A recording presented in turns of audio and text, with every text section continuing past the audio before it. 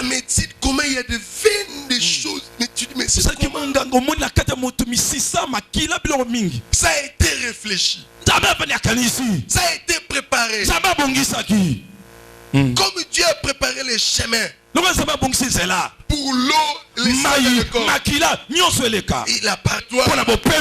Alléluia. Amen. Toutes ces choses. Les artères. Les veines. Dieu a tout préparé. Il a donné un chemin à chaque liquide dans le corps. Alléluia. Amen. Mon frère, toi tu penses que tu es un produit de hasard? Pourquoi tu continues à t'appuyer sur toi-même? Dieu m'envoie ce matin de te dire, il y a des chemins tout tracés. Il y a des chemins tout tracés. Tu n'es pas ton frère. Tu n'es pas ta soeur. Tu n'es même pas ton père. Tu es toi. Le problème c'est que tu te compares trop à l'autre. Tu veux devenir l'autre. Non, reste toi. Amen. Alléluia. Amen. Tu as ton chemin. Chacun a son chemin.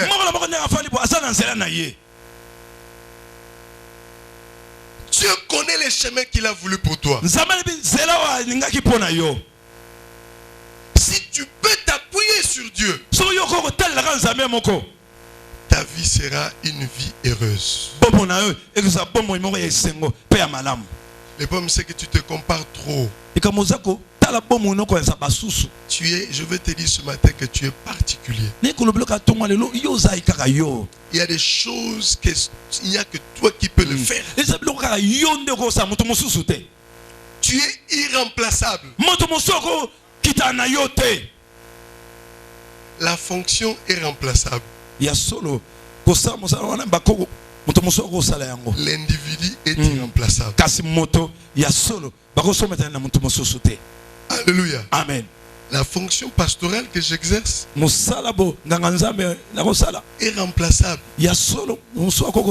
Mais la personne de Djunga est irremplaçable. Il y a des choses que vous ne verrez que dans Djunga. Alléluia. Amen. C'est comme ça. C'est parce que je suis particulier. Et depuis que Dieu m'a aidé à comprendre ainsi les choses, je ne me laisse intimider par qui que ce soit. Je ne cherche pas à devenir quelqu'un d'autre. Je ne dis pas que je ne me laisse pas inspirer par les autres. Se laisser inspirer par les autres, c'est bon. Mais je ne cherche pas à devenir comme eux. Je me force à rester moi. Alléluia. Amen. Et c'est comme ça.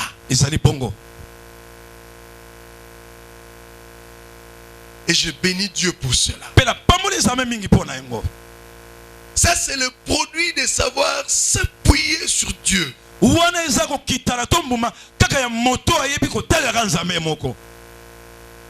Appuyons-nous sur le Seigneur. Car il y a des chemins qu'il a déjà tracés. Et ce chemin, l'homme ne trouve cela que lorsqu'il choisit de s'appuyer sur Dieu.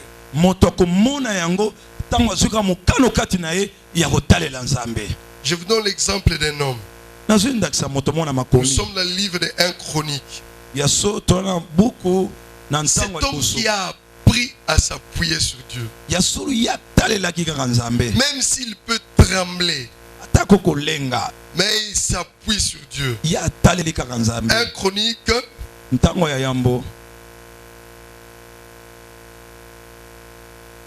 chapitre 14. Il est dit, les Philistins apprirent que David avait été oint roi sur tout Israël. Et ils montèrent tous à sa recherche. David qui en fut informé. 1 Chronique 14 à partir du verset 8. Je reprends. Les Philistins apprirent que David avait été oint pour roi sur tout Israël. Et ils montèrent tous à sa recherche. David qui en fut informé sortit au devant d'eux. Les Philistins arrivèrent et se répandirent dans la vallée des Réphaïm. David consulta Dieu en disant: monterai-je contre les Philistins et les livreras-tu entre mes mains? Ils montèrent à Baal-Pératsim, où David les battit, puis il dit: Dieu a dispersé mes ennemis par ma main, comme des eaux qui s'écoulent. C'est pourquoi l'on a donné à ces lieux le nom de Baal-Pératsim. Ils laissèrent là leurs dieux qui furent brûlés au feu d'après l'ordre de David. 13. Les Philistins se répandirent de nouveau dans la vallée. David consulta encore Dieu. Amen. Amen. David s'appuie encore sur Dieu. Il ne veut pas s'appuyer sur l'expérience d'hier. Que Dieu nous donne pour celui-ci. Alléluia. Amen. À chaque combat, sa manière de l'aborder.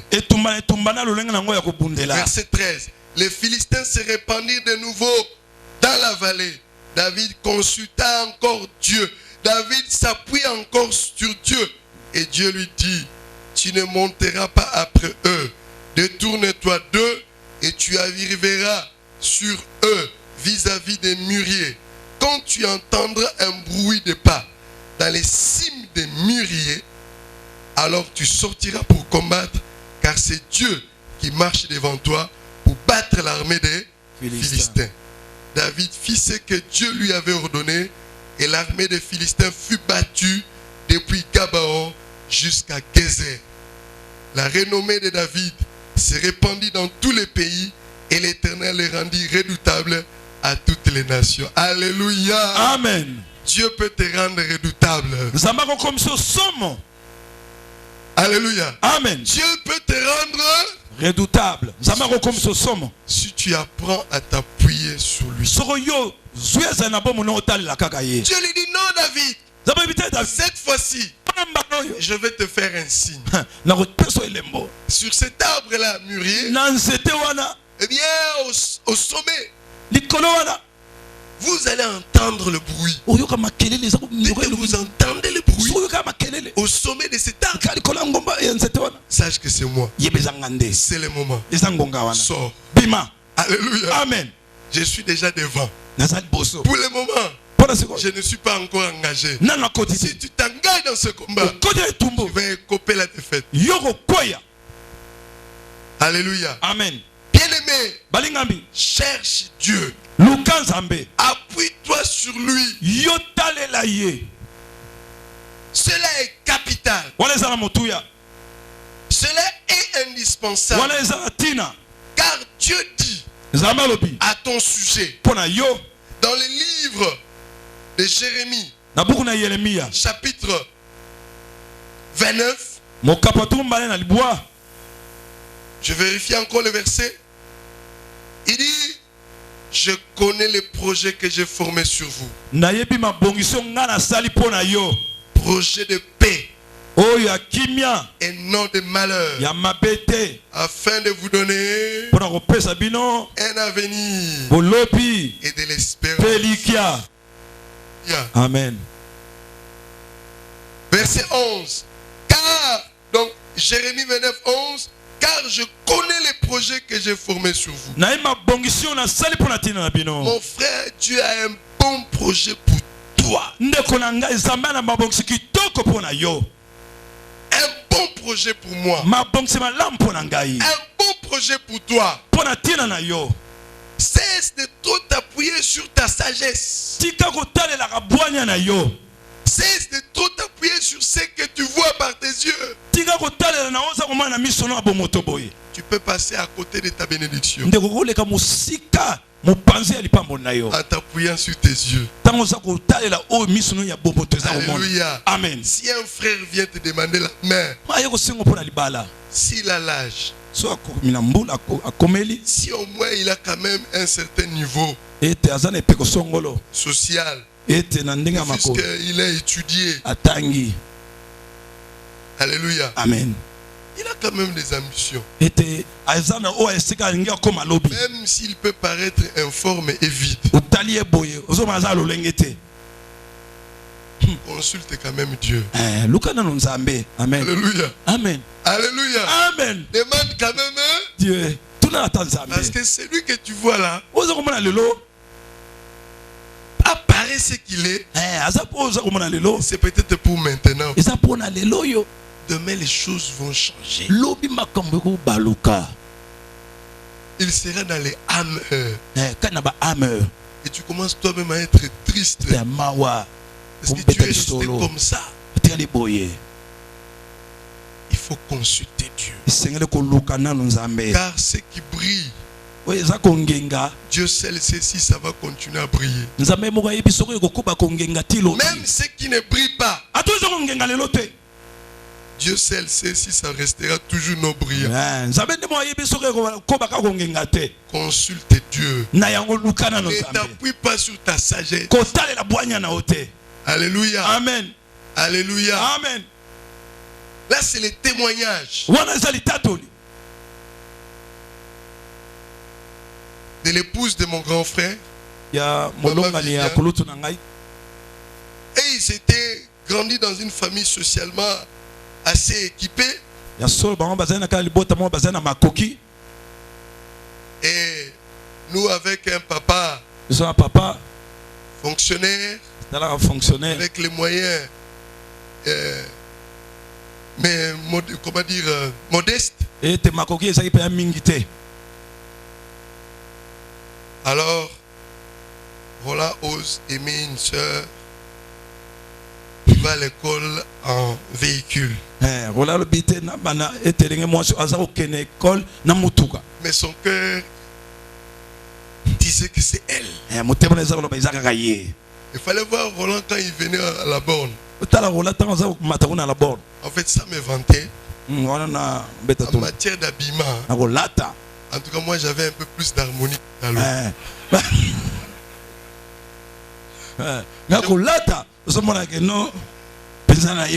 Je vous dis vrai. Est-ce que moi, en fait, j'avais des amis. Dieu m'a accordé la grâce d'entrer au collège Boboto. Alors, j'avais des amis, des enfants. Et tout ça. Alors, ces milliers-là fait que je me suis ressaisi dans ma manière d'habiller. Alors j'ai essayé un peu de corriger certaines choses. Alors je me rappelle même à l'époque, Roland a abîmé mes chaussures. Il a abîmé mes chaussures. Je comprends pourquoi il est sensible à mes cris. Mon voyage de Cameroun, c'est lui qui a payé le billet. C'est le cas à la KDC qui devait payer. Mais c'est lui qui a payé. Alléluia. Amen. Il m'a donné $1000. Il dit petit Zoa qui représente KDC. Amen. Amen. Alléluia. Amen. Ma mère peut vous dire, il a abîmé beaucoup de mes chaussures. Parce que nous avions environ, moi 44, lui 45. Alors quand 44 porte un peu, quand 45 vient, allez, fongoli. Alors dès qu'il prenait la chaussure, je ne pouvais plus récupérer. Alléluia. Amen. Et il aime la sœur Viviane. Apparemment, pas attrayant. Cet homme. Mais avec quand même la flamme de Dieu. Alléluia. Amen.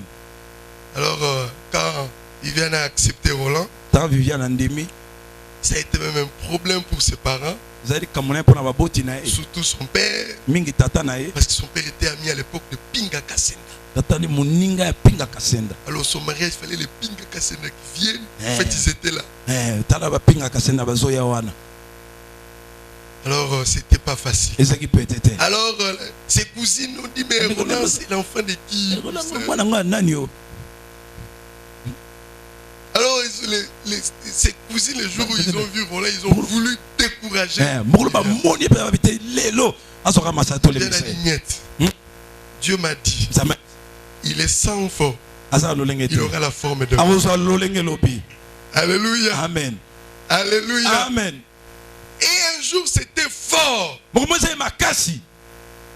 Et Roland a pris le courage d'amener Viviane chez nous, chez nos parents. C'était un test. Pour Roland, il dit, est-ce que vraiment cette fille m'aime? Il amène Viviane chez mes parents. Aujourd'hui, au moins, il y a des toilettes avec modernes. Je vais dire. Les Kikoso.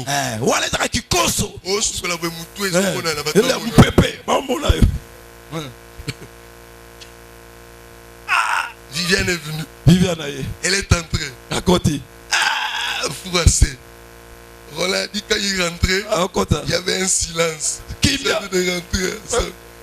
Viviane ne disait rien.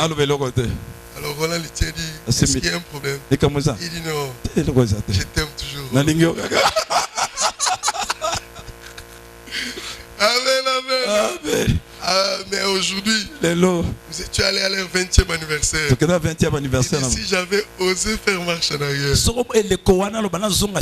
j'allais rater. Alléluia. Amen. Ne t'appuie pas sur ta sagesse. Ne t'appuie pas sur ce que tu vois. Dieu seul sait l'avenir de cet homme-là. Cela est très important. Amen, amen. Amen. Bien-aimé, appuie-toi sur le Seigneur. Nous allons lire rapidement pour terminer parce que nous devons passer à la Sainte Seine. Quelques versets similaires à ce que nous sommes en train de dire. Nous sommes dans le psaume 35, plutôt 37, 4. Ce sont des psaumes qui nous exhortent à nous appuyer sur Dieu. Psaume 37, 4. Et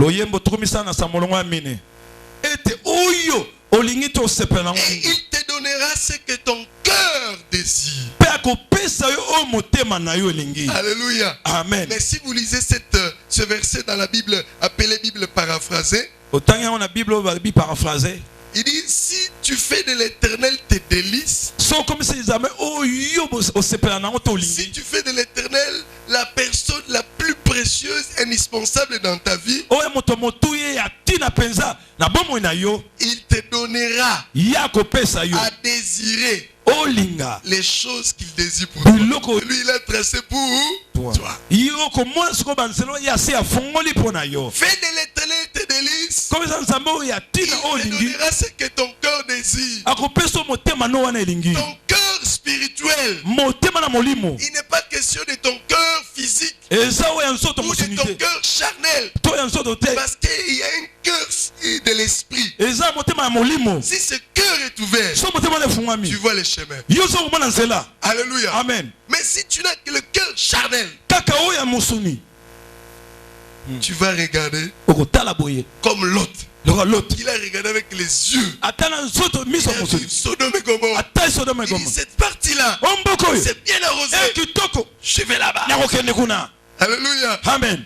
Et c'était l'endroit où il a quitté après le feu qui est descendu dans la vie. Mais la Bible dit d'Abraham, il avait la tête baissée, comme pour dire, Seigneur, que dis-tu de moi? Et Dieu dit, lève les yeux, vois.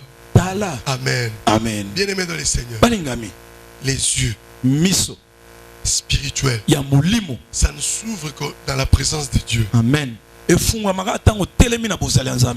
tu ne viens pas dans la présence de Dieu, tu ne marcheras qu'avec les yeux d'analyse intellectuelle, mathématique, scientifique.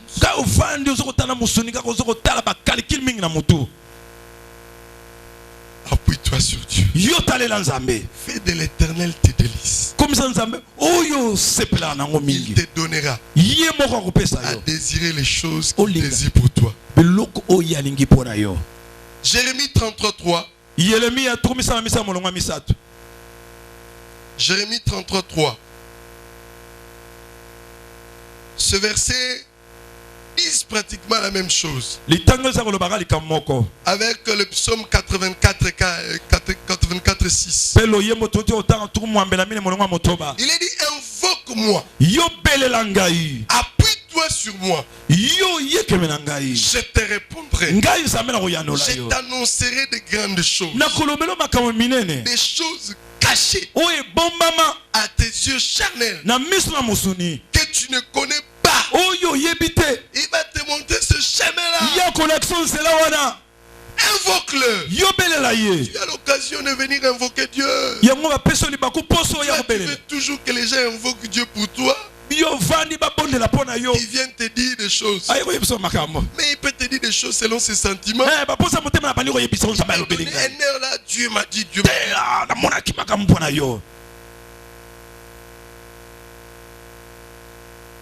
Et rien ne s'est fait. Mais toi-même, tu ne peux pas te tromper. Si vraiment Dieu te parle, tu seras. Alléluia. Amen. Ne marchez pas toujours en train de t'appuyer sur ce que les autres disent de toi. S'ils disent de toi, et d'abord toi-même la conviction. Et peut-être cherche une confirmation par ce qu'ils disent. Faut pas entrer, non. Pasteur, classe, na lunda. Comme elle va na trans, yo mwana, na moni nzela no lunda. Oh baby. Là tu laisses et puis tu vas à lunda. Ok lunda. Alléluia. Amen. Il y a une femme dans une famille. Cette femme était saisie par l'esprit de destruction. Et cet esprit voulait détruire sa famille. Elle est entrée dans une église où elle a eu cet esprit. Je ne veux pas citer cette église. Et cette femme commençait à donner des prophéties incroyables. Et son mari, qui n'a jamais vu sa femme dans cet état-là, commence à croire. Notre voiture là, donne-t-elle? Son mari obéissait. Et finalement un jour, il dit ah non, notre parcelle telle là, il faut donner ça au pasteur Vernon. Ils sont allés jusqu'au pasteur Vernon. Nous sommes convaincus de vous donner notre parcelle. Ma femme a eu la révélation. Pasteur Vernon leur demande, vous-même vous avez combien de parcelles? C'est l'unique que nous avons. Il dit je refuse. Restez. Amen. Une histoire vraie. Pasteur Vernon a refusé. Il dit merci. Je vous redonne ça. Amen, amen, amen. Et par après, on a chassé un esprit qui était entré dans cette femme. Un pasteur de cette ville a parlé. Cette femme. Et cette femme commençait à aller dans cette église. C'est une parcelle ici, une église ici dans cette ville de Kinshasa.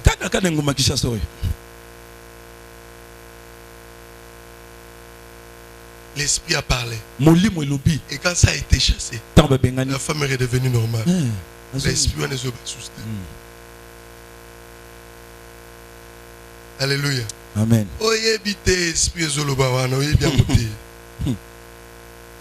Voyant, on a soutenu l'église. On va dire tel c'est le beau quoi là. Astrologue. Sous militaire. L'église.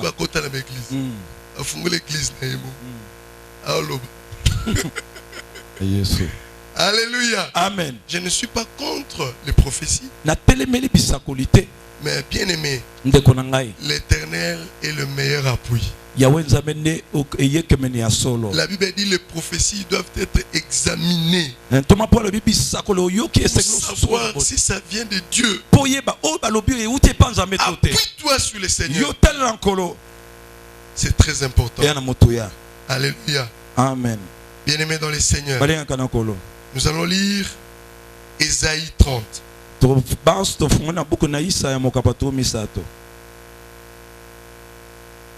Ésaïe 30.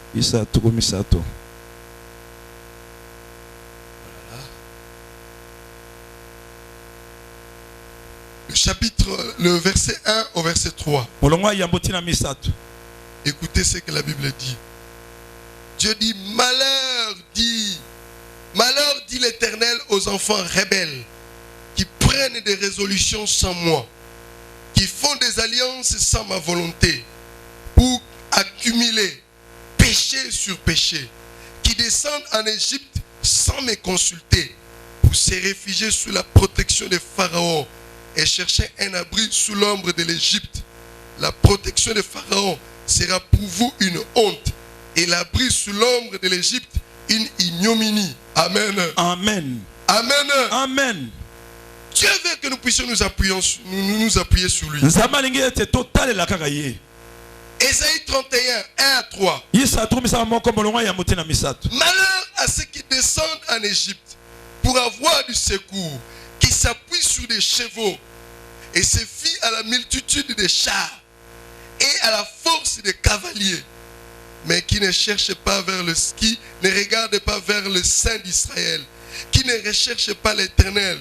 Lui aussi cependant, il est sage, il fait venir le malheur et ne retire point ses paroles. Il s'élève contre la maison des méchants.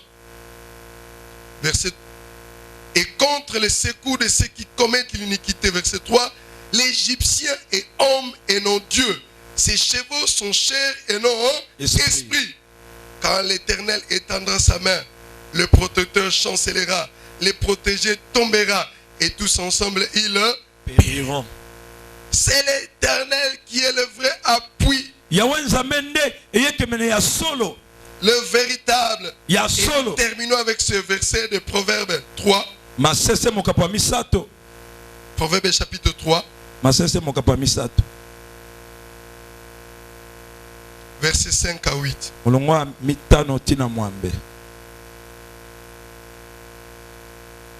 Proverbe 3, 5 à 8. Confie-toi en l'Éternel de tout ton cœur. Ne t'appuie pas sur ta sagesse. Reconnais-le dans toutes tes voies et il aplanira tes sentiers. Amen. Amen. 7. Ne sois point sage à tes propres yeux. Crains l'Éternel et détourne-toi du mal. Ça sera la santé pour tes muscles et un rafraîchissement pour tes os. Amen. Amen. Ceux qui s'appuient sur l'Éternel sont heureux. Et ils trouvent dans leur cœur les chemins tout tracés.